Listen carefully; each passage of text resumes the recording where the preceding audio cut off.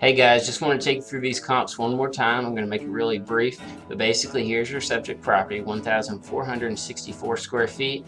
Of course, we're going off of this number right here, which is the way it was marketed. But just so you know, the tax record shows that lower. I don't think that's going to come back to bother us. Most people don't care about the tax record. What they care about is what the MLS recorded it as, and really just basically what the tradition of that house is in terms of how you judge the houses. Otherwise, that square foot number is really just a way of analyzing your investment.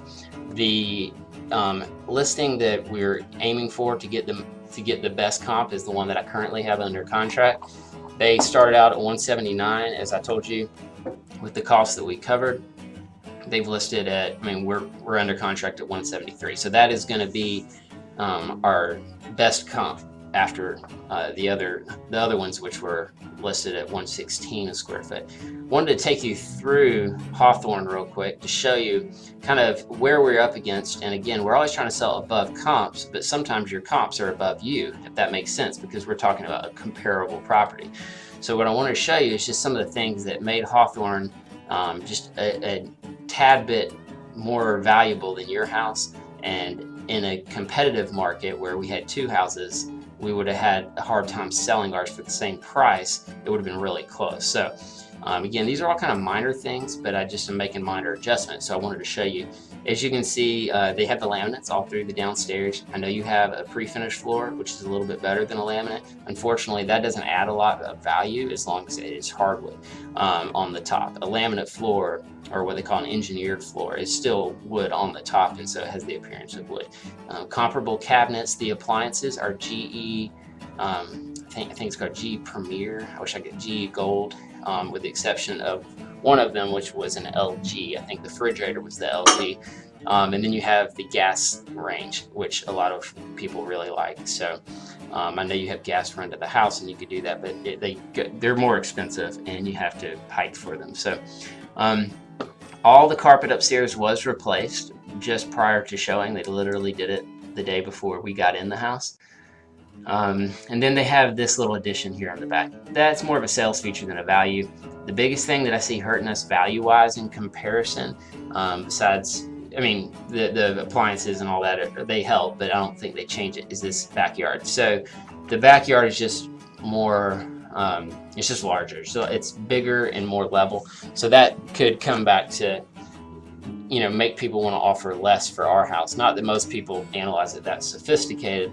I do when I'm on the buying side, but a lot of people are just looking for what's on the market. So it may not come back to bother us at all. And we're going to be priced above the comp, so hopefully we won't have to negotiate off of it. But if we do, this is some of the stuff we're up against. So finally, go back to what I had originally had you in this huge ranges, from after, taking a look at your house. Put your probable sales price at 170. The reason I didn't do 173 is because of the backyard. So I basically kind of knocked it $3,000, thinking that that's going to play differently on the market.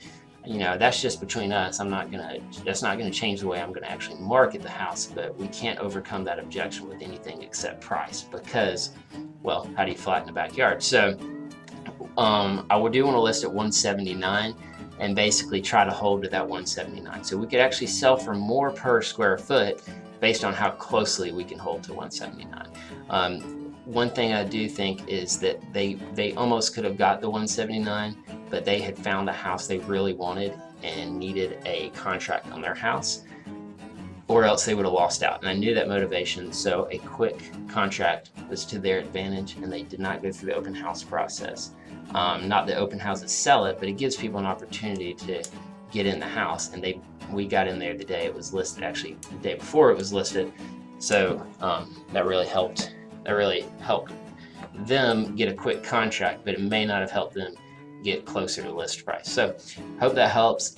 Guys, I know you have to ink your deal on your transfer and make sure that's in place, but it sounds like it's a pretty solid thing. So I'm going to go ahead and write up this paperwork and send it over to you. If you have any other questions, call me.